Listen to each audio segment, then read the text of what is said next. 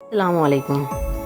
مدینہ کی گرم دھوپ میں مسجد کے قریب ایک چھوٹا سا کھجور کا درخت اگ رہا تھا۔ وہ دوسرے درختوں کی طرح لمبا نہیں تھا، پرندے اس پر نہیں بیٹھتے تھے اور لوگ اسے زیادہ دیکھتے بھی نہیں تھے۔ چھوٹا درخت اکثر اداس رہتا، کاش میں کسی کے کام آ سکوں۔ وہ اپنی چھوٹی چھوٹی پتیوں سے سرگوشی کرتا۔ ایک دن نبی محمد صلی اللہ علیہ وسلم درخت کے پاس سے گزرے۔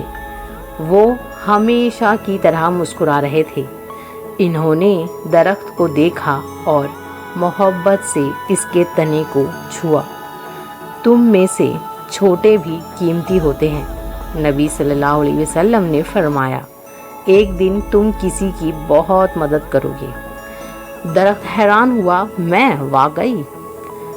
سال گزرتے گئے، درخت تھوڑا بڑا ہوا لیکن ابھی بھی چھوٹا ہی تھا۔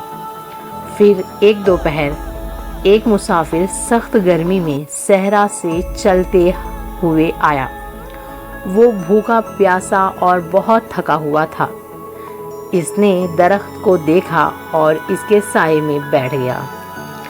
پتیوں سے ہوا چلتی تو اس کا چہرہ ٹھنڈا ہوتا۔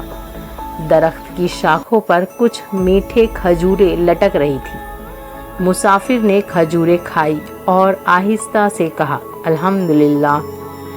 اس نے آسمان کی طرف دیکھا اور کہا، اس چھوٹے درخت نے اسی دن سے چھوٹا درخت خوشی سے کھڑا رہا۔ اس نے وہ کام کیا جو نبی صلی اللہ علیہ وسلم نے فرمایا تھا۔